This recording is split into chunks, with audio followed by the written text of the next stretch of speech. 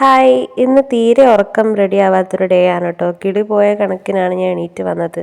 തന്നെത്താൻ എന്തെങ്കിലും വെച്ചുണ്ടാക്കിയില്ലെങ്കിൽ പട്ടിണി കിടക്കേണ്ടി വരും എന്ന് ഓർത്ത് എണീറ്റ് വന്നേട്ടാ.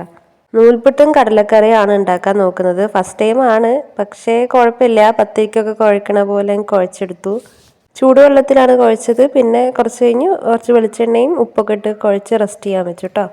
തേങ്ങയുടെ കൂടെ ചെറിയുള്ളിയും വെളുത്തുള്ളിയും ഉണക്കമുളകും കറിവേപ്പിലൊക്കെ ഇട്ട് എൻ്റെ ഉള്ളതുപോലെ ഇട്ടിട്ടാണ് ഞാൻ വറുക്കുന്നത്. പിന്നെ അതിനകത്തേക്ക് കുറച്ച് ചിക്കൻ മസാലയും വളരെ കുറച്ച് മുളക് പൊടിയും കൂടി ഇട്ടു. എരിവ് അധികം വേണ്ടാന്ന് വെച്ചിട്ടാണ്.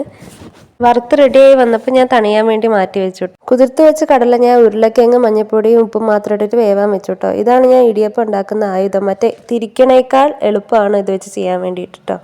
നമ്മൾ കുഴച്ച് വെച്ച മാവ് ഇതിനകത്തേക്ക് ഫില്ല് ചെയ്തിട്ട് ജസ്റ്റ് പ്രസ് ചെയ്ത് കൊടുത്താൽ വരും. എത്രയോ എളുപ്പമാണ് കമ്പാരിറ്റീവ്ലി മറ്റേത് വെച്ച് നോക്കുമ്പോൾ. അതിൽ ഞാൻ അങ്ങനെ ചെയ്തിട്ടില്ലെങ്കിൽ അമ്മയൊക്കെ ചെയ്യുന്ന കണ്ടിട്ടുണ്ട്. നൂൽപുട്ടിൽ അടിയിലും മുകളിലും ഒക്കെ തേങ്ങ ഇടുന്നത് ഞാൻ കണ്ടിട്ടുണ്ട്.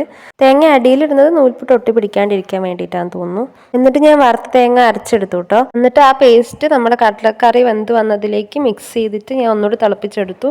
അത് ഞാൻ ഷൂട്ട് ചെയ്തില്ല, ഓൾറെഡി ഏട്ടന് പോകാൻ ലേറ്റ് ആവുന്നുണ്ടായിരുന്നു.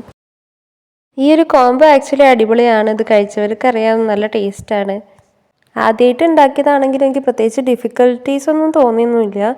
കൊള്ളാം പരിപാടി. എന്തായാലും എനിക്കിഷ്ടപ്പെട്ടു. പോയ കിളിയൊക്കെ തിരിച്ചു വന്നു കേട്ടോ. അപ്പം അത്രേ ഉള്ളൂ. ബൈ.